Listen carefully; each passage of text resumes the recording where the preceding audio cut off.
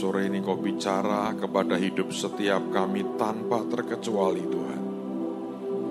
Karena setiap pernyataan firman itu membangkitkan hidup kami.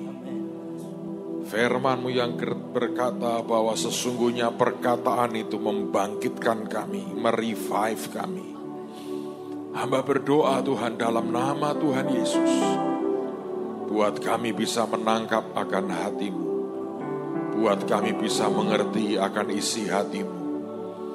Jadikan kami seperti yang Tuhan mau. Bicara Tuhan. Tolong anak-anak-Mu, roh hikmat, wahyu, dan pengertian turun sore hari ini. Di dalam nama Tuhan Yesus. Dan semua yang siap diberkati berkata, amin. Silakan duduk saudara. Mari kita buka Yohanes pasal yang ke-12. Yohanes pasal yang ke-12. Ayat 1 sampai dengan ayat yang ke-8. Sore ini kita akan bicara tentang pilihan yang terbaik. Saya ingin mengambil akan kisah dari seorang wanita yang bernama Maria, saudara dari Marta dan Lazarus. Yohanes pasal yang ke-12, ayat yang pertama sampai dengan ayat yang ke-8. 6 hari sebelum Paskah, Yesus datang ke Betania, tempat tinggal Lazarus yang dibangkitkan Yesus dari antara orang mati. Di situ diadakan perjamuan untuk dia dan Marta melayani. Sedang salah seorang yang turut makan dengan Yesus adalah Lazarus.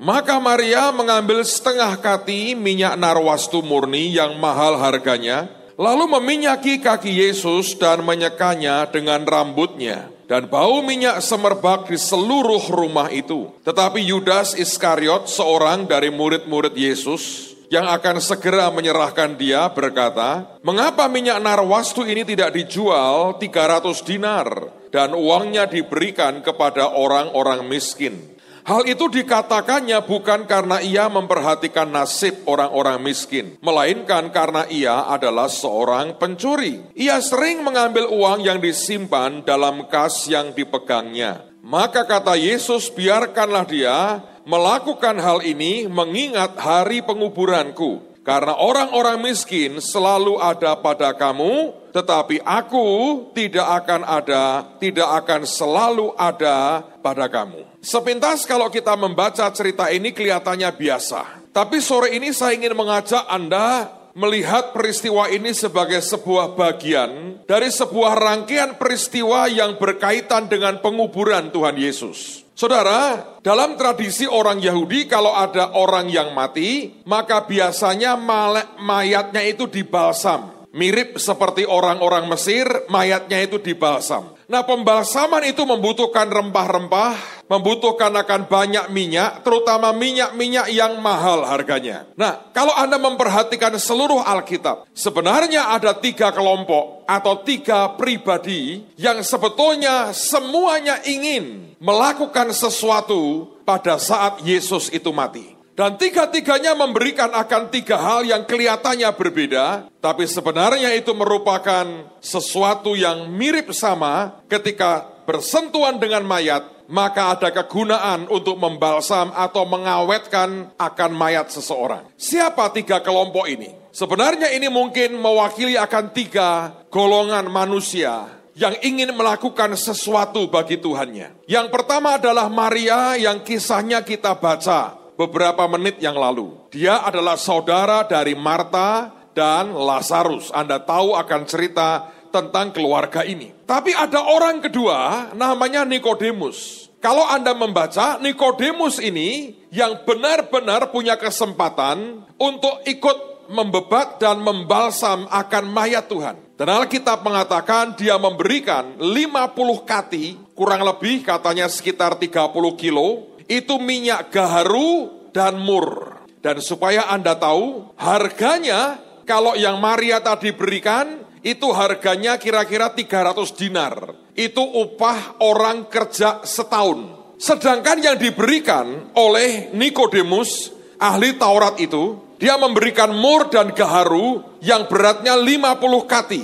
Maria tadi memberikan hanya setengah kati, itu pun karena mahal, dia harus mengumpulkan uang, kerja setahun baru bisa beli itu. Sedangkan Nikodemus, dia memberikan bahan yang lain, yaitu mur dan gaharu. Saudara, dengan berat sekian, maka hitungannya itu merupakan harga 100 tahun kerja. Anda bisa bayangkan itu. Yang satu memberi setahun kerja, Nikodemus memberi 100 tahun kerja. Nanti ada kelompok yang kedua, yang kita nanti akan baca. Ini kelompok terdiri dari bukan hanya satu orang, tapi ada dua Maria, yaitu Maria Magdalena, Maria ibunya Yakobus, dan seorang wanita bernama Salome. Mereka ini pagi-pagi benar setelah Sabat pergi membeli akan rempah-rempah. Dalam bahasa Inggrisnya itu merupakan rempah-rempah yang baunya harum sekali. Alkitab tidak mendetailkan, tapi orang Yahudi tahu ini juga untuk bahan untuk membalsam akan mayat. Lalu pada hari pertama minggu itu, mereka pergi ke kubur Yesus dengan tujuan untuk mengurapi, untuk membalsam lagi akan mayat Yesus. Tapi kalau Anda mengerti, ketika mereka sampai ke sana, ternyata kuburnya sudah kosong dan Yesus sudah bangkit dari antara orang mati. Sekarang saya ajak melihat lagi akan tiga kelompok ini. Yang pertama adalah Maria, dia melakukan itu, mencurahkan minyak narwastu sebelum Yesus mati. Lalu ada Nikodemus yang melakukannya pada waktu Yesus mati, jadi mayat. Lalu ada tiga wanita yang akan melakukan sebetulnya seperti Nikodemus, tapi terlambat. Tuhan sudah bangkit dan tidak butuh dibalsam badannya. Apa bedanya antara apa yang dikerjakan oleh Maria dengan dua kelompok tadi? Sekarang saya mau ajak Anda melihat lagi akan ayat yang terakhir tadi. Perhatikan apa yang Yesus katakan. Maka kata Yesus, biarkanlah dia melakukan hal ini mengingat hari penguburanku. Nah, kalau Anda punya Alkitab Amplified Bible, saya mau bacakan terjemahannya. Nanti dari tensesnya, dari waktu yang dipakai di sini, akan ketahuan ini punya pengertian yang luar biasa. Apa itu? Saya bacakan buat saudara. But Jesus said, tapi Tuhan mengatakan, let her alone, biarkan dia, jangan ganggu dia. Kemudian Tuhan mengatakan bahwa narwastu itu dikatakan it was intended. Sebenarnya minyak itu direncanakan tujuannya untuk apa? That she should keep it for the time of my preparation for burial. Dia mengatakan sebetulnya narwastu itu dia mau simpan, dia berkata, untuk nanti menyiapkan penguburanku. Kalau aku mati, mayatku dikafani, dibalsam. Nah itu minyak narwastunya akan dipakai untuk itu. Lalu kemudian dijelaskan lagi, she has kept it. Maria ini telah menyimpan itu, that she might have it for the time of my embalming. Maria sudah menyimpan itu, nanti akan dipakai sebetulnya untuk waktu aku dibalsam mayatku. Coba saya jelaskan dulu, supaya Anda mengerti. Maria punya minyak narwastu. Dia siapkan ini, dan dia berkata, nanti Tuanku, Yesusku akan mati. Dan dia berkata, pada waktu nanti dia mati, aku tidak akan berpangku tangan. Aku akan berikan yang terbaik yang aku bisa. Lalu kemudian dia berkata begini, aku harus beli sesuatu. Entah berapa lama dia kumpulkan uangnya. Saya yakin lebih dari setahun mungkin. Dia kumpulkan uangnya. Dan diam-diam dia beli minyak narwastu. Dan dia mengatakan, nanti kalau dia mati, aku akan datang ke kuburnya. Dan aku akan ikut membalsam. Nanti pada jenazahnya akan aku kucurkan minyak narwastu ini supaya baunya harum. Dia kerja mungkin setahun lebih, dia kumpulkan uang dan dia beli minyak narwastu. Saudara, tetapi suatu hari, bahkan sebelum Yesus ditangkap, ada pesta di kotanya dan dia melihat Tuhan di situ. Tiba-tiba dia buat sebuah langkah yang mengagetkan. Apa yang dia simpan untuk hari di mana Tuhan akan dikuburkan kelak, apa yang dia simpan untuk mayat Yesus, dia ambil dari rumahnya. Dan dia berkata, sekarang waktunya. Yesus belum ditangkap, Yesus belum disalib, Yesus masih hidup, Yesus belum mati. Dia bawa minyak narwastunya. Dan dia langgar semua kebiasaan budaya setempat. Dia lari mendapatkan Yesus.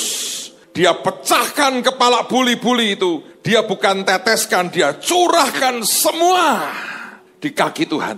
Dan dia seka dengan rambutnya. Apa yang kelak akan dia berikan ke mayat Yesus? Hari itu, dia berikan kepada Yesus yang hidup. Dan tidak menunggu sampai Tuhannya mati. Dan hari itu, atas apa yang dilakukannya, dia mendapatkan pembelaan dari Tuhan. Dan dia mendapatkan pujian dari Tuhannya. Yudas berkata, apa-apaan ini? Ini pemborosan, seharusnya untuk orang miskin. Dan Yesus tahu, bukan itu tujuannya. Dan malah kalau Anda membaca di Injil yang lain, Tuhan mengatakan, kemana saja Injil diberitakan, apa yang dia lakukan ini akan disebut untuk mengingat dia. Dan bayangkan sudah lebih dari 2000 tahun, kisah ini muncul di mana-mana, di seluruh dunia, sampai dengan hari ini. Pak, apa hebatnya dia dengan yang lain? Yang lain, saudara, Nikodemus memberikan itu ke mayat Yesus, walaupun harganya 100 tahun kerja. Tapi mayat diberi apapun tidak bergeming, tidak bergerak sama sekali. Mayat dikucuri minyak begitu mahal, ini mayat diam, tidak bergerak.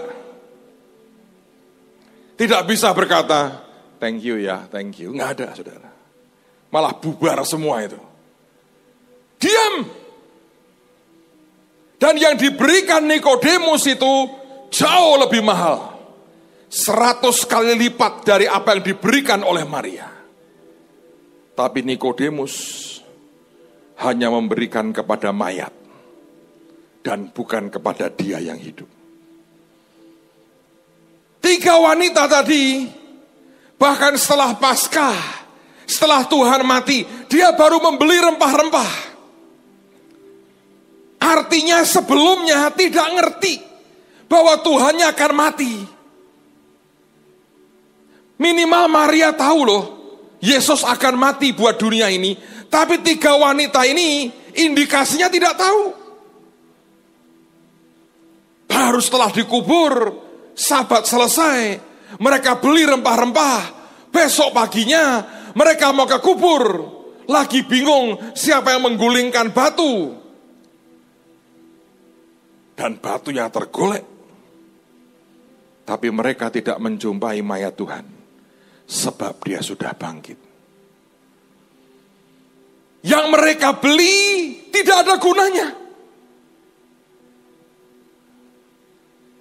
Anda bisa ngerti itu?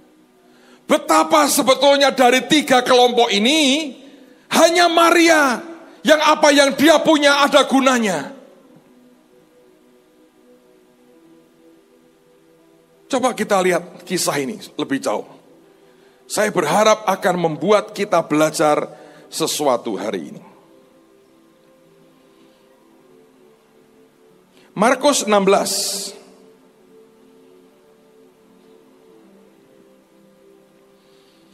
Markus 16 ayat pertama sampai dengan ayat yang ke-6. Setelah lewat hari Sabat, Maria Magdalena dan Maria ibu Yesus serta Salome membeli rempah-rempah untuk pergi ke kubur dan meminyaki Yesus. Dan pagi-pagi benar pada hari pertama minggu itu setelah matahari terbit, pergilah mereka ke kubur. Mereka berkata seorang kepada yang lain, siapa yang akan menggulingkan batu itu bagi kita dari pintu kubur? Tetapi ketika mereka melihat dari dekat, tampaklah batu yang memang sangat besar itu sudah terguling.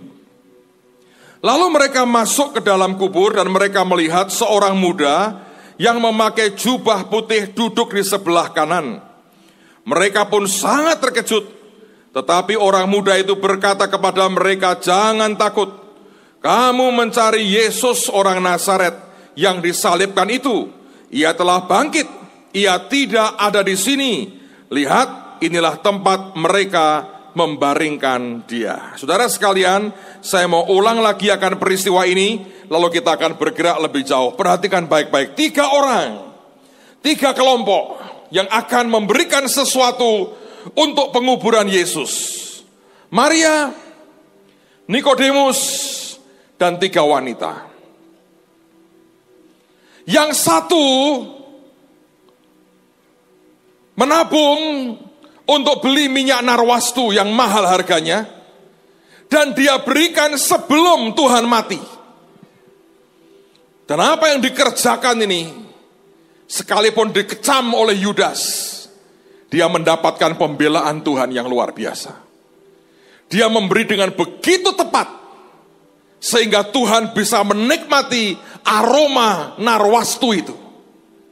Dia dibela Tuhan, dan Tuhan sampai berkata, kemanapun, sampai kapanpun Injil diberitakan, apa yang dia lakukan akan disebut untuk mengingat dia. Ada orang kedua namanya Nikodemus, memberi mur dan gaharu yang harganya 100 tahun kerja. Tapi dia hanya memberi manfaat buat mayat, yang bahkan Tuhan tidak sempat berkata terima kasih. Dan sebetulnya kalau hari ketiga bangkit tidak usah dibegitukan.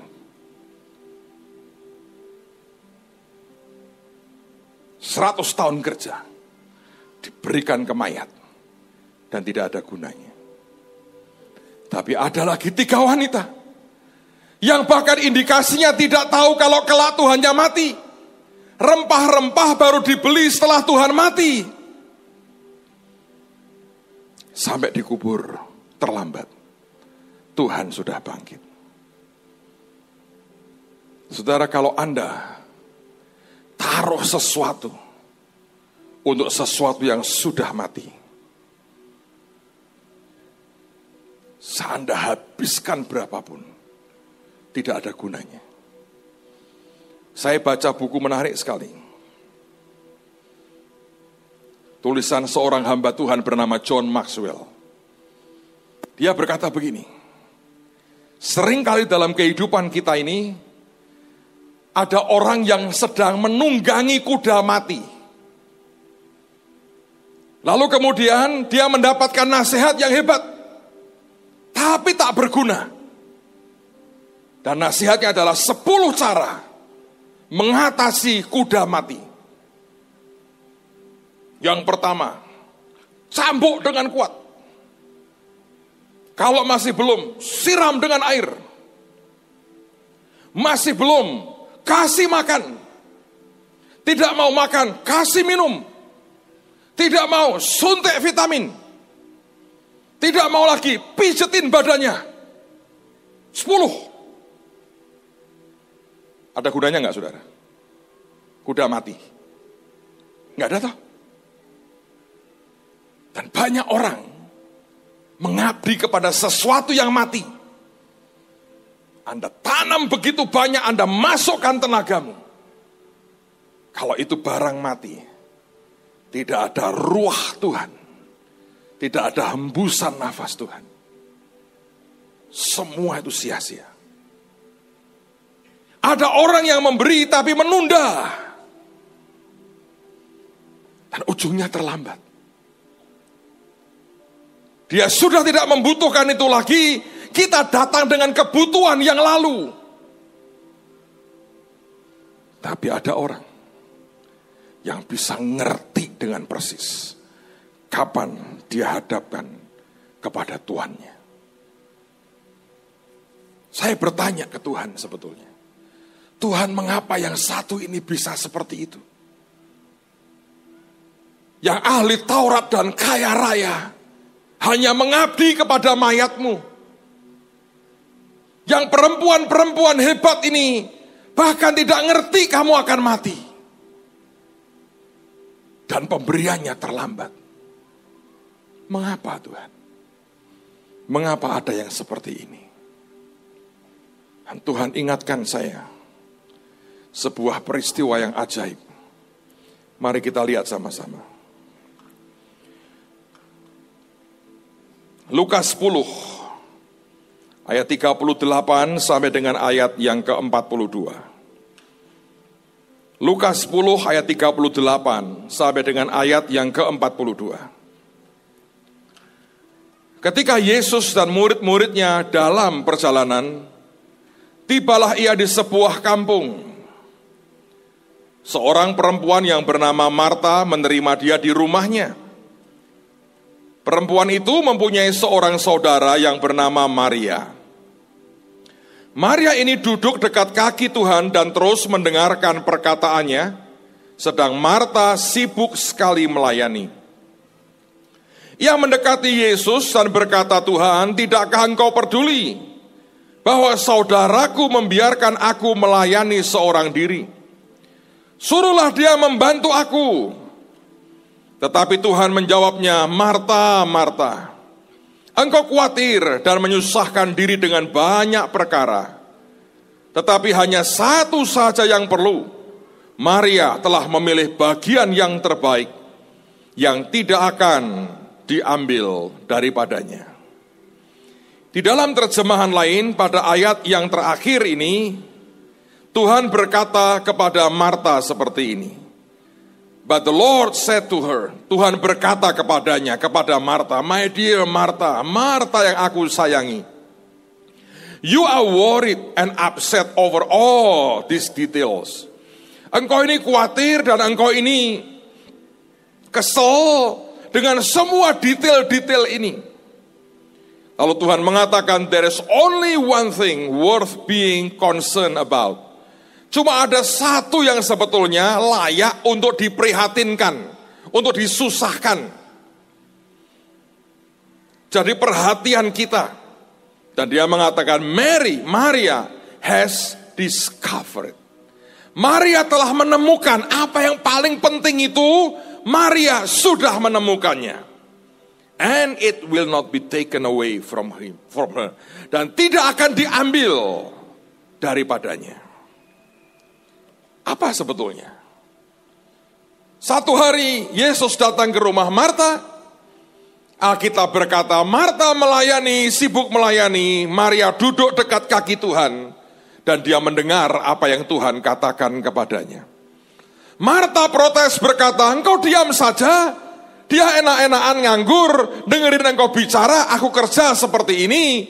Dan Tuhan berkata, "Marta, kamu terlalu peduli dan takut dan sebel dengan semua hal yang detail." Dia berkata, sebetulnya cuma satu yang paling penting. Dan apa itu? Dia tidak mengatakan, tapi dia mengatakan, Maria telah menemukannya. Kata discover dari dua kata. Kata dis dan kata cover. Kata cover artinya sesuatu yang ditutupi. Kata discover artinya yang ditutupi ini dibuka. Sampai kita berkata, aku menemukannya. Saudara, dengan kata lain sebetulnya, kalau saudara ingin seperti dia, di mana semua pengabdian, pengorbananmu tidak sia-sia, please, belajar daripadanya. Belajar dari semua yang Tuhan tunjukkan di hadapan saudara. Karena ada banyak orang mengalami berkali-kali tidak bisa belajar.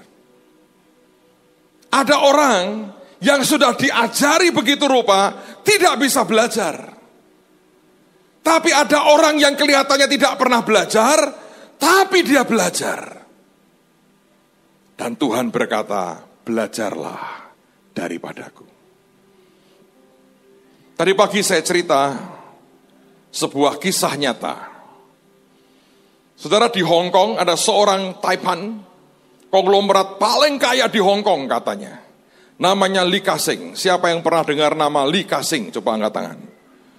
Banyak ya. Siapa yang belum pernah dengar namanya Lee Ka-shing? Angkat tangan. Anda mesti banyak belajar juga dari orang-orang hebat lah. Orang ini orang paling kaya di Hong Kong. Dan dia punya seorang sopir tua yang sangat setia. Konon dalam cerita itu, sopir ini satu hari sudah memasuki akan masa pensiun. Dan oleh karena walaupun dia setia, tapi tentu karena kalau faktor usia, refleks Anda kurang, penglihatan kurang, dan sebagainya. Sehingga untuk nyopirin mobil seorang konglomerat, ya semua orang berkata secara umur sudah harus pensiun. Li Ka-sheng sebetulnya sayang banget dengan sopirnya ini, karena setianya luar biasa. Tidak pernah mengeluh, tidak pernah apapun, dia jalan, dia kerja puluhan tahun untuk dia, dengan sangat setia. Apa yang kemudian terjadi, saudara? Satu hari tibalah waktunya di mana sopir ini harus pensiun. Lalu Li Ka-sheng panggil sopir ini. Dia berkata, terima kasih ya, selama puluhan tahun engkau telah mengabdi kepadaku, dan engkau adalah sopir yang setia. Aku tidak suka memensiun kamu, tapi karena faktor umurmu, aku pikir sudah waktunya engkau istirahat. Sopir ini tertunduk, wajahnya agak sedih. Jelas di pensiun dia tidak terlalu suka. Walaupun dia sadar fisiknya sudah tidak sekuat sekian puluh tahun yang lalu. Lalu kemudian konglomerat paling kaya di Hong Kong ini berkata, dan kalau Anda dengar kemarin waktu Singapura ekonominya ngedrop, Li Ka-sheng yang pompa duit ke Singapura. Li Ka-sheng berkata kepada sopirnya, sebagai tanda ucapan terima kasihku, aku memberi kamu pesangon yang besar. Dan sopirnya ini berkata, terima kasih bos, pasti Anda orang yang murah hati. Lalu Li Ka-sheng berkata, ini aku tulis cek buat kamu. Ini pesangonmu, jumlahnya besar sekali. Dan kalau engkau merasa ini tidak adil dan kurang, ngomong kepadaku. Nanti kita diskusikan lagi. Sopirnya berkata, terima kasih bos, pasti Anda murah hati dengan saya. Lalu dengan bangga Li Ka-sheng berkata, aku memberi kamu pesangon 20 juta dolar Hong Kong. Katanya kira-kira sekarang sekitar 30 miliar, saudara. Lumayan loh. Ya toh, Anda kerja, kasih terakhir pesangon 30 miliar. Dan begitu diserahkan ceknya, sopirnya berkata, terima kasih bos, tapi maaf ya, boleh saya jujur? Oh boleh, kamu selama ini jujur, kamu harus jujur yang sekarang. Kalau cuman 20 juta dolar Hong Kong, saya sudah punya bos. Loh, maksudmu ini uang tidak terlalu mencengangkan? Enggak. Kenapa? Karena di bangku sudah ada 20 juta dolar Hong Kong. Li Ka-sheng berkata, tidak mungkin dong. Emang kamu kerja apa selain nyopir? Kerja dengan siapa lagi? Enggak ada bos. Dari pagi sampai malam saya mendampingi Anda. Dia lalu Li Ka-sheng berkata, gajimu berapa tiap bulan? Kan cuma sekian ribu dolar. Kerja sekian puluh tahun, kalaupun tidak kau sentuh, tidak mungkin, dia berkata, kamu punya 30 miliar, tidak mungkin. Sopirnya berkata, kenyataannya bos, saya punya 20 juta dolar Hong Kong sekarang. Li Ka-shengnya penasaran. Ini nipu di mana, nyuri di mana? Dia pengen tahu. Dari mana lu dapat duit? Dengan senyum sopir tua ini berkata, saya kan tiap hari, dari sejak bos masih muda, saya nyopir terus tiap hari. Dan saya kan dengar, tiap kali bos dengan rekan, dengan staf, semobil, atau bos telepon pakai HP, saya kan curi dengar bos. Bos berkata gini, beli saham ini. Bos perintahkan anak buahnya. Saya dengar toh, saya drop bos di kantor, saya gantian telepon teman saya, belikan saham ini. Lo dari mana ngerti? Beli pokoknya. Dan bos adalah orang jenius. Naik sahamnya, saya ikut naik. Bos berkata, jual yang ini. Saya berhentikan bos di kantor, saya telepon, jual yang ini. Lo kenapa jual? Nurut pokoknya. Jadi Anda beli atau jual saham, saya ikut kecil-kecilan. Beli, jual, beli, jual, beli, jual. Anda jadi orang paling kaya. Saya sopir paling kaya.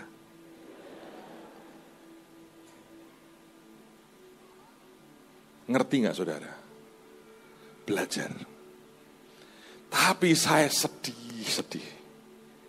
Baru tadi pagi saya cerita seperti ini sampai kemeringet. Ada orang terima broadcast. Siapapun, saya nggak tahu siapa Anda, saya harap ini cuma guyon, tapi kalau itu Anda serius, haleluya 13 kali dah saudara. Ceritanya benar tentang sopirnya Li Ka-seng, benar sudah bagus. Tapi bawahnya begini, cerita ini memberi kita pelajaran.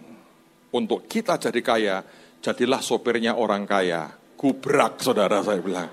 Sampai mulutku berbuih keringetan, lo kok cuma ngono kesimpulannya. Jadilah sopirnya orang kaya. Saudara keluarlah lihat berapa juta sopir di seluruh dunia. Ini bukan soal Anda jadi sopirnya siapa mas. Ini perlu diuncek-uncek pakai tumen. Semprot ini. Kok kesimpulannya jadilah sopirnya orang kaya. Ini soal belajar. Anda kumpul dengan siapa?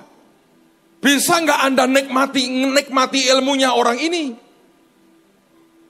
Ini bukan soal kerjaan sopir. Ini soal hati yang mau belajar.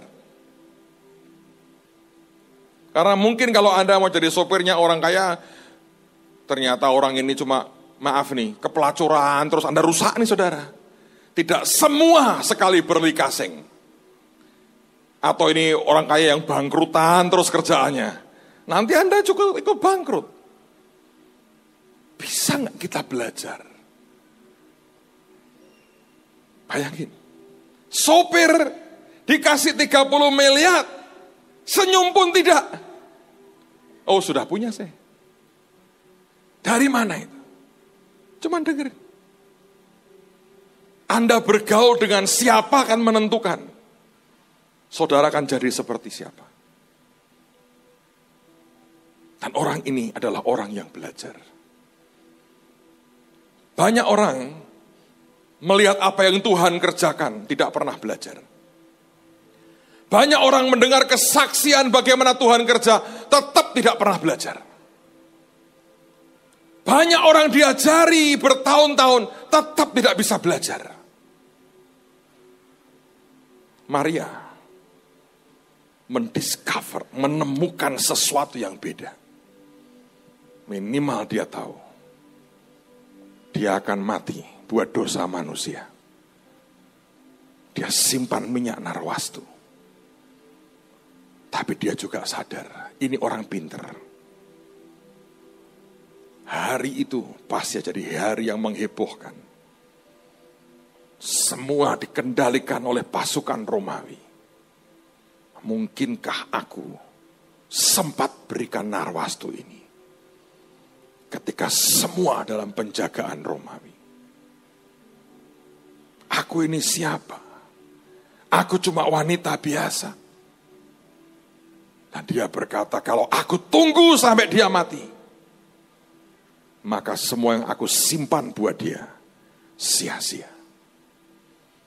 Dan ketika di Betania, di kampungnya, Tuhan datang tepat menjelang dia ke Yerusalem.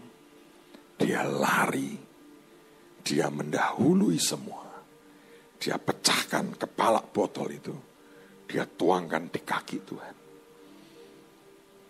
Dia satu-satunya yang memberikan itu ketika Yesus masih hidup.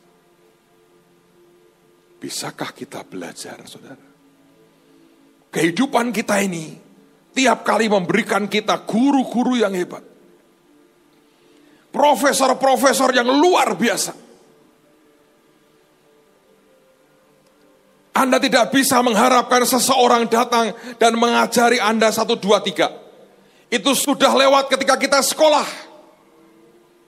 Begitu Anda memutuskan aku berhenti sekolah, entah SD, SMP, SMA, atau profesor sekalipun. Hari itu, profesormu banyak. Ada Tuhan Roh Kudus. Dan ada kehidupan yang tiap hari bergerak di sekitar kita.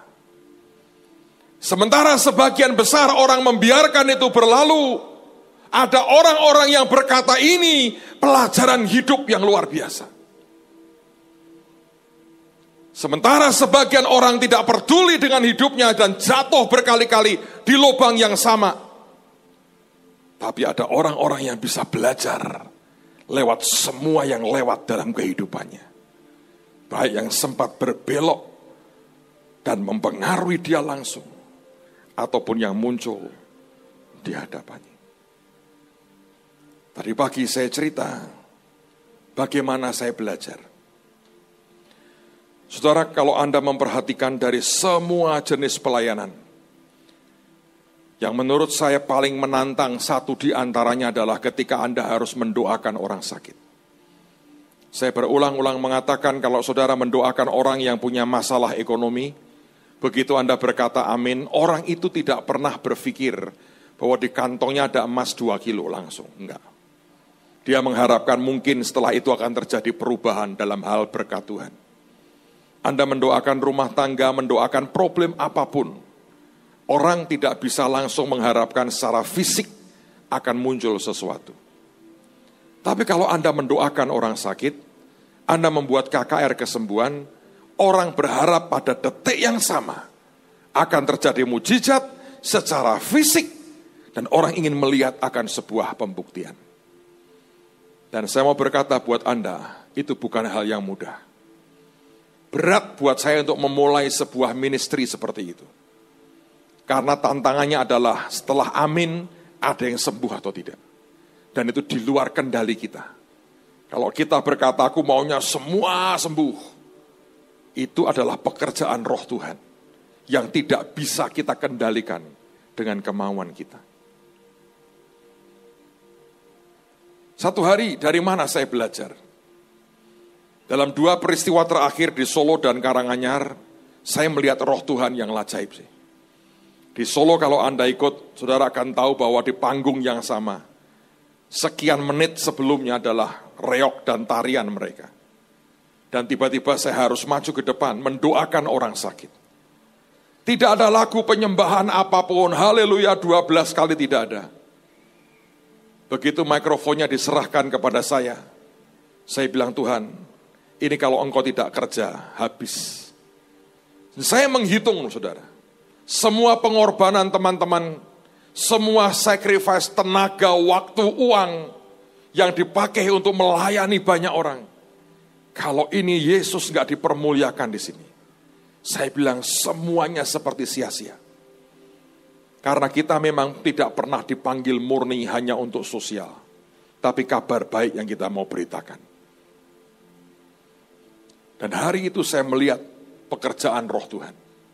Teman-teman yang ikut, toh melihat saya tidak menyembunyikan diri di tenda, saya naik ke atas, saya tungguin jaran kepang dan reoknya, sampai saya berkata, Tuhan ini gila bener. Ada orang trans di depan saya, nggak lama di panggung yang sama, saya harus mendoakan orang untuk kesembuhan. Dan Tuhan kerja dengan luar biasa. Saya syukuri sampai hari ini semua yang dia lakukan. Kemarin 2 hari yang lalu kami di Karanganyar. Suasananya sama, kita tidak mimpin pujian apa-apa. Semua dari mereka gabungan semua gereja. Saya nggak bisa ngapa-ngapain. Saya juga tidak ambil waktu nyendiri karena buat saya bilang, Tuhan ini bukan ini di luar kemampuan saya. Sementara mereka pujian, Anda tahu yang saya kerjakan, saya makan gudeg di samping saudara. Saya makan gudeg. Apa Pak? Urapannya urapan enak aja dan gurih, percayalah. Saya makan gudeg. Dan hari itu Pak Bupati memberikan sambutan. Tadinya beliau setelah itu mau pulang. Saya naik ke panggung, saya khotbah, dia dengerin saya sampai selesai. Saudara tahu apa yang terjadi? Roh Tuhan juga kerja. Tidak ada atmosfer yang kuat, apapun nggak ada. Datar aja. Seperti kebaktian di tempat lain seperti biasa. Begitu selesai didoakan amin. Orang-orang yang antri untuk bersaksi. Begitu banyak.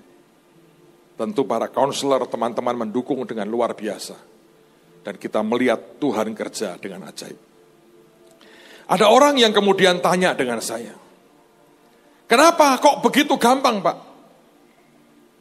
Enggak segampang yang Anda pikir sih sebetulnya. Karena pergulatan yang di sini tidak ada orang yang tahu. Di luar kelihatan tenang, karena kalau saya gelisah juga nggak ada gunanya. malah membuat yang lain gelisah. Saya hanya urusan dengan Tuhan yang di dalam. Tapi saya mau cerita sebuah pengalaman pembelajaran, saudara. Beberapa tahun yang lalu ada seorang hamba Tuhan bernama Peter Youngren. Sebagian dari Anda pernah tahu. Beliau terbang dari Kanada ke Jakarta, kemudian transit beberapa jam, dan dari Jakarta terbang lanjut ke Bandung, dan malamnya dia buat KKR. Itu KKR dahsyat sekali. Tapi hanya kalau tidak salah 1 hari. Karena didemo oleh banyak pihak dan minta supaya itu dibubarkan. Nah, saudara, pada waktu itu dia transit, saya berkata, saya temani. Selama nunggu pesawat ke Bandung, saya temani. Kami jemput di airport, kemudian kami bawa ke satu hotel yang dekat dengan airport. Dulu nggak ada lounge yang bagus di sana. Dan kita kemudian sewa lounge, saya berdua dengan beliau, dan beberapa teman saya nunggu di luar. Saya sudah beritahu teman-teman saya, habis ini dia akan mau KKR. Pikiran saya begini, pasti dia butuh waktu untuk sendiri sembayang begitu. Jadi nanti kalau dia minta supaya sendiri, saya keluar, kita minum kopi di luar ya, saya bilang gitu. Ya Pak, biar kami tunggu. Ketika duduk di lounge, dia cuci muka dan sebagainya, ngobrol sedikit dengan saya, dia ngambil barang di tasnya. Terus dia ambil handphone, dia mainin handphonenya. Terus sambil ngomong sama saya, dia berkata, sebelum berangkat ada orang yang saya handphone baru. Tapi saya belum tahu bagaimana cara makainya. Jadi saya mau coba dikotak-kotak. Dia berkata, aku ini gaptek sebetulnya, ini kok susah ya, taruh lagi saudara. Ngobrol lagi. Setelah kira-kira mungkin 2 jam, hampir 3 jam. Saya memberanikan diri, takutnya saya mengganggu dia. Karena nanti malam dia berhadapan dengan ribuan orang. Dan saya berdoa kuasa Tuhan akan kerja dengan dahsyat. Jadi saya ngomong begini, Pastor, apa kamu mau sendiri sembayang? Kan kamu sebentar lagi harus balik ke airport dan terbang ke Bandung. Nanti malam kan kamu mau KKR. Kalau kamu mau sendiri, aku tinggal sebentar di luar, gak apa-apa. Oh, no. Temani aku pasti pengen ngobrol sama kamu. Jadi makin ngobrol sambil mainan handphone, saudara. Nah, tok. Rasa penasaran saya muncul. Loh, kok ora sembayang toh? Ngerti gak? Otak agamawi saya berkata, harusnya kalau gini sembahyang dulu. Apalagi nek gaya agamawi. Ya, Bapak. Sing kono merinding, sing sini merinding, saudara. Saudara tahu banyak orang berdoa itu anehnya luar biasa. Nanti nek mimpin pujian juga suaranya berubah. Itu mengkorok semua tuh. Iblis pun berkata, ayo pergi. Untung Pak Hasto enggak begitu saudara. Bu, biasa aja keluar dari hati gitu loh. Tapi kita ini seringkali orang yang sangat agamawi. Terutama kalau doa makan, panjangnya luar biasa. Ya Tuhan, teringat janda-janda, fakir miskin, para pengungsi, Gunung Kelot, gunung, mana lagi sekarang ini, Sinabung, Gunung Merapi, Gunung Tambora, mana lagi? Dan sebagainya. Anak Krakatau yang mau jeblok gitu Tuhan. Sudah nggak ada, pintunya nggak ada pengungsinya. Doa panjang, perutnya bunyi. Amin. Jadi aminnya karena dia sudah kelaparan. Sangat agamawi. Saya berpikir ya begitulah caranya. Ini mau doa kesembuhan loh. Harus doa sungguh-sungguh. Saya sudah nggak tahan, saya tanya. Kalau Anda bukan orang yang belajar akan berkata gini, pendeta korak sembahyang bla bla, Anda malah menghakimi. Saya tanya, Pastor, kamu kalau persiapan KKR gini tuh tidak ambil waktu khusus berdoa? Dia ngelihat ke saya, dia bilang senyum. Dari Kanada ke sini itu belasan jam loh. Selama di pesawat aku ngomong terus ke Tuhan. Memang tidak kulipat tangan, mari berdoa, tangan dilipat anak-anak, tutup mata, tundukkan kepala kelek. Tidak begitu memang. Tapi di sini aku bicara dengan Tuhan. Aku terus ngomong sama dia. Aku ngomong dengan kamu begini. Hatiku ngomong ke dia. Sebab ini bukan kekuatanku. Ini murni adalah kuasanya. Aku cuma saluran. Aku siapin hidupku saja. Selama dia oke, beres. Anugerah kok, bukan kekuatanku. Saya kaget. Saya berpikir harus ada liturginya. Doa ini dulu, doa ini. Doa minta ampun, doa sakit hati dibereskan, doa ini. Saya kalau cerita begini terus Anda berkata, loh rasa sembayang toh, ngawur. Itu kayak tadi kesimpulannya jadilah sopirnya orang kaya. Please saudara, pinter sidik. Ini soal hubungan dengan Tuhan yang di dalam. Pastilah dia berdoa, pastilah dia baca Alkitab, tapi bukan dipaksa dengan kekuatan untuk memaksa Tuhan kerja. Dan itu yang saya praktekkan. Oh gitu ya caranya. Dipikir Anda saya tidak berdoa, berdoalah. Maaf kata wong Semarang berkata, edan borak bayang muka KR kesembuhan ilahi. Istilahnya nih. Kalau Tuhan gak seneng, bubar itu saudara. Kalau Solo dia gak kerja, Pak Tim Suwas, gua gaya melaku mbek Pangeran Puger glonang, diiringi prajurit. Wih, lah kan terus jadi cuma ketopraan. Lihat tak? Yang membuat berbeda, rohnya kerja. Dan saya harus akui, itu bukan kendali saya. Pak kelihatannya kok gampang, bukan itu anugerah. Tapi yang di sini urusan dengan Tuhan terus itu. Tanya anak saya Kesia. Saya sudah bilang siap-siap ya. Ini kalau terlalu kotor kamu beresin dulu dengan tarian. Tapi setiap detik itu dia ngatur. Saya pernah ketika saya masih SMA. Saya belajar kenal cukup dekat dengan seorang tokoh hebat. Dan dia sudah dipanggil pulang ke rumah Bapak dalam usia masih sangat muda. Namanya almarhum Pak Yiri Miarim. Kalau Anda sempat dengar dia khotbah itu orator hebat, saudara. Wih, itu pengkhotbah termasuk orator hebat. Lulusan STM, bisa khotbah di luar negeri. Bahasa Inggrisnya bagus sekali. Keren. Satu hari saya masih ingat dia datang kemari, kita buat doa semalam suntuk.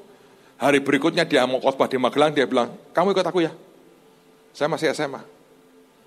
Jadi kami berdua, dia drive pakai mobil Datsun, sportnya warna hitam. Dia bangga banget dengan mobil itu. Sampai di Magelang, kita makan, datang ke rumah pendetanya, sudah agak siang, tidur. Ditaruh di lantai 2 dari gereja, yang dari situ ada jendela kecil, bisa ngelihat masuk ke ruang ibadahnya. Karena hanya punya satu kasur besar, ya tidur berdua lah saya dengan Pak Yiri Miarim. Kalau tidur buka baju, kepanasan, zaman dulu gak ada AC. Minimal gereja itu belum beli AC. Kira-kira ibadah jam 5, setengah 4 saya bangun kurang lebih. Saya ngeliat beberapa ibu sudah mulai berdoa di gedung gereja. Saya turun, mandi, kamar mandinya di belakang gereja. Jadi harus lewat seperti gang kecil di samping gereja gitu, terus ke kamar mandi. Selesai saya mandi, cepat-cepat saya balik, jemaat berdatangan, saya naik ke atas, beliau masih tidur.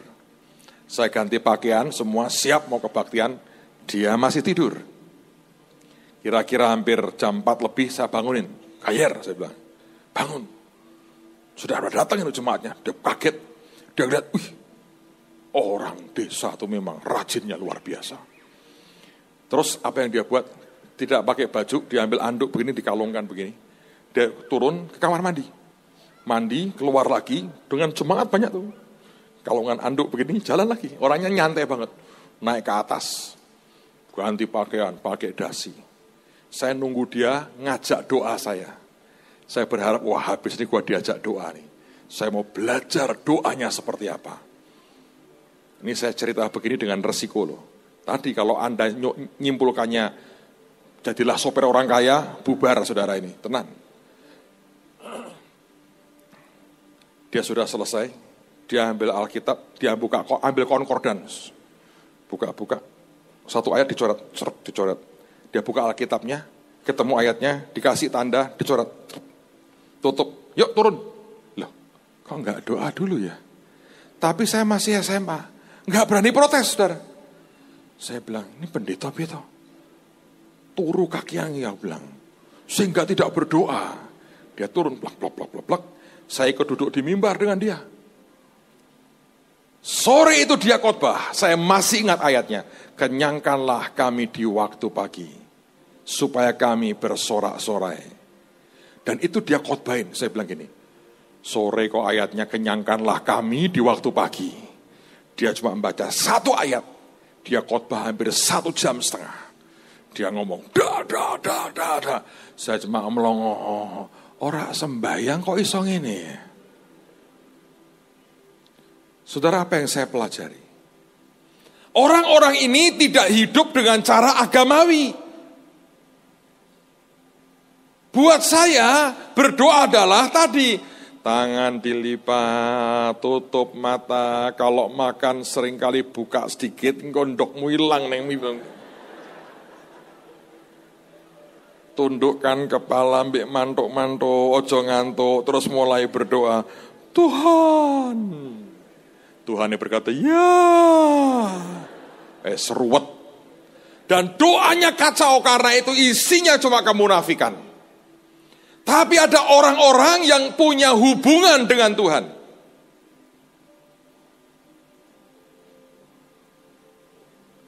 Sampai hari ini, sangat mempengaruhi cara saya bergaul dengan Tuhan.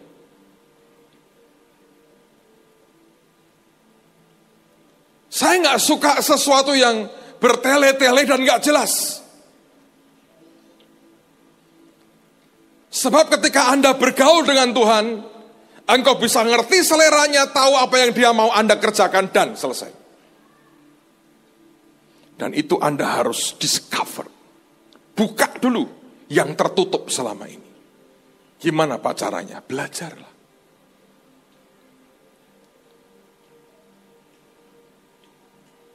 Ada orang bergaul dengan Pak Yusak. Yang dipegang kata ngelinding wae. Ya saya ini Pak, gelinding. Loh kamu kerja enggak? Kenapa? Gelinding wae Pak saya ini. Lah itu tadi, jadi sopirnya orang kaya itu kesimpulan yang begitu itu. Anda tahu kata gelinding itu? Maksudnya itu nyerah dengan kehendak Tuhan. Bukan karep-karepe itu. Dan itu berat. Karena kita punya kehendak. Berhadapan dengan kehendaknya kita berkata, aku ikut kehendakmu Tuhan. Tapi orang gak pernah belajar. Lalu yang disalahin hamba Tuhannya. Bisa gak tangkap kedalamannya. Hidupmu diberkati. Sungguh. Saya berdoa, kita punya teachable spirit. Sopirnya likaseng aja. Uang 30 miliar cuma melirik, mbak mesem. Bukan karena dia sopirnya orang kaya. Tidak ada cerita sopir-sopir setelah itu seperti dia. Kesimpulannya bukan jadi sopirnya orang kaya. Malah kepahitan loh. Bener. Mediti Pak luar biasa makanya. Kesimpulanmu ngawur sih. Tapi dia belajar. Kalau kita bergaul dengan Roh Tuhan, kita belajar. Amen, saudara. Nggak belajar susah. Waktu Maria duduk dekat kaki Tuhan, sesuatu begitu mempesona dia. Apa yang Tuhan katakan, dia berkata ini penting ini. Lebih dari semua yang lain. Tapi ada yang tipe Marta, ribut, sibuk. Tapi gak pernah belajar. Kalau Anda baca di Alkitab saja, sebetulnya istilahnya dua. itu rumah Marta. Tapi begitu ngomong Betania, itu kampungnya Maria. Kalau rumah disebut rumahnya Marta, tapi kampungnya Maria. Marta hanya ada di satu rumah itu, kekuasaannya. Maria punya pengaruh sampai seluruh kampung. Baca Alkitab. Dan hanya orang-orang yang mau belajar seperti ini, kita akan jadi orang yang makin didewasakan. Amen, saudara. Kenal dengan Tuhan. Anda jadi orang yang wise, bijak. Dan dari situ, semua terkendali dengan sempurna. Mari belajar dan terus belajar. Karena Yesus berkata, belajarlah daripadaku. Yang percaya katakan amin. Tutup Alkitab saudara. Mari berdiri sama-sama. Saudara, dalam ujung dari semua struggle kita, sebenarnya yang tetap tinggal dalam hidup kita, yang namanya firman Tuhan. Buat teman-teman yang tidak hadir waktu ibadah saat itu, saya mau cerita semenit aja. Pastor Kong sudah 4 tahun mengalami pergumulan. Beberapa waktu yang lalu, dia resmi pindah ke convention center yang di Suntec City. Hari itu dia buat sebuah ibadah khusus untuk pindah ke gedung itu. Dan satu-satunya, mungkin salah satu hamba Tuhan lah, yang ikut hadir adalah John Evans ini. Brother John datang mendarat di Changi Airport. Dia ingin beli gift buat Pastor Kong Hee. Ada duty free, dia cari barang, dia ingin belikan sesuatu. Mau ini, hatinya nggak srek. Mau beli ini, nggak srek. Saudara, ini nabi. Setiap nabi punya keunikan sendiri. Tiba-tiba dia lihat di bawah itu kan ada taman-taman yang dibuat itu kan. Tanaman. Terus diberi hiasan batu-batu kerikil, batu-batu kali lah. Dan dia lihat ada satu batu, bentuknya kayak hati. Diambil. Dicuci di toilet. Terus dikantongin. Dia keluar, dia ke hotel. Pada jam kebaktian, dia duduk di situ. Dan pendeta Kong Hee lewat. Dia bilang, Pastor Kong, Pastor Kong. Pastor Kong lewat, lihat John Evans ini. Di kebaktian dia tidak cerita namanya siapa. Tapi karena Anda tahu, Anda kenal dia, saya ceritakan. Dia tahu John Evans ini, dia dipeluk. Dia bilang begini, aku mau belikan kamu gift. Ingat loh, dia dalam keadaan masih susah. Harus diintegrasi terus-menerus. Dia ngomong gini, aku mau belikan kamu gift. Tapi gak tahu, di roh itu kok gak dapat yang srek. Akhirnya aku nemu sesuatu. Di airport Changi, dia keluarkan. Aku nemu batu ini. Aku cuci di toilet. Ini ya, pemberianku buat kamu. Pastor Kong berkata, aku mesti happy or angry? Bahagia atau marah? Peresmian gereja dikasih batu. Ngambilnya di Changi Airport, dicuci di toilet. Batu. Ya sudah, thank you ya. Karena pendeta, dia berkata, terima kasih, aku sangat menghargai. Dalam hati berkata, ngasih kok batu. Kayak orang gak niat. Dikantongi. Ibadah jalan seperti biasa. Selesai kebaktian, dia naik ke kantornya. Dan dia lagi ngepakin barang-barang di mejanya, dia mau pulang. Stafnya berkata, ada orang Korea, pendoa, nunggu kamu di luar. Oh iya, suruh tunggu sebentar. Dia keluar, dia senyum, dia berkata, halo, bagaimana kabarnya? Orang Korea ini berkata, Pastor, aku datang menemui kamu karena disuruh Tuhan. Oh ya? Tuhan ngapain? Ngomong apa? Tuhan tanya, dengan semua yang aku berikan, mengapa hatimu susah? Pendeta ini berkata, enggak kok, lihat senyumku. Dia senyum yang lebar, aku bahagia kok. Orang Korea ini berkata, ini Tuhan baru ngomong, Pastor Kong. Kalau batu di saku celanamu aja aku lihat, apalagi keadaan dan hatimu. Dia malah bingung, batu apa? Loh, batu apa? Tuhan bilang, di kantong celanamu ada batu. Dan Tuhan berkata, aku lihat batu itu, apalagi hatimu. Dia rogoh, kaget. Batunya John Evans ini ngambil di Changi Airport, dicuci di toilet, saudara. Sampai sekarang kemana-mana dia bawa batu itu bukan karena jimat. Lagi tertekan dia bilang, engkau lihat batu ini ya Tuhan. Ini orang pinter, dia doktor, masih muda, 2 tahun lebih muda dari saya. Gerejanya pernah jadi yang paling besar di Singapura, terkenal di seluruh dunia. Dia mengerti banyak teori, tapi yang dibawa kemana-mana cuma batu satu. Untuk mengingatkan dia, Tuhan ngerti hidupnya. Siapa bersyukur punya Tuhan yang hidup dan luar biasa. Kami bersyukur buat hari ini Tuhan. Kami bersyukur kepada-Mu. Terima kasih buat semua yang Tuhan buat dalam hidup kami.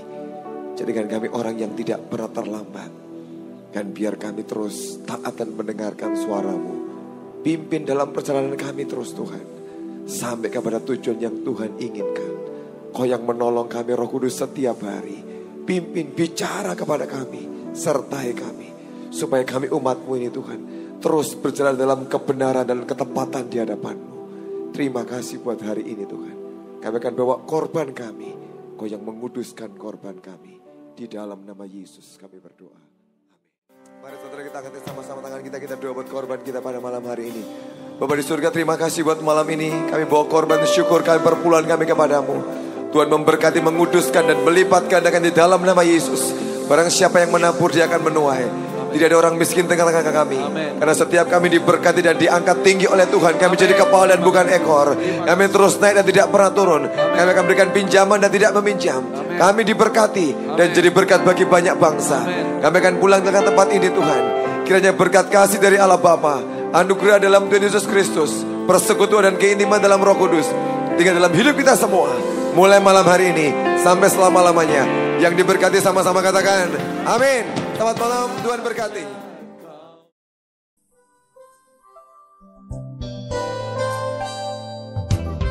Anda diberkati dengan pemberitaan firman Tuhan. Dapatkan kaset, VCD, CD, MP3, dan buku-buku rohani dari hamba-hamba Tuhan Evangelis Yusak Cipto, Pendeta Petrus Agung, Evangelis Iin Cipto, dan hamba-hamba Tuhan lainnya. Tersedia juga banner dan alat-alat tarian lainnya. Hanya di toko buku Bless to Bless. Bless to Bless. Bless to Bless.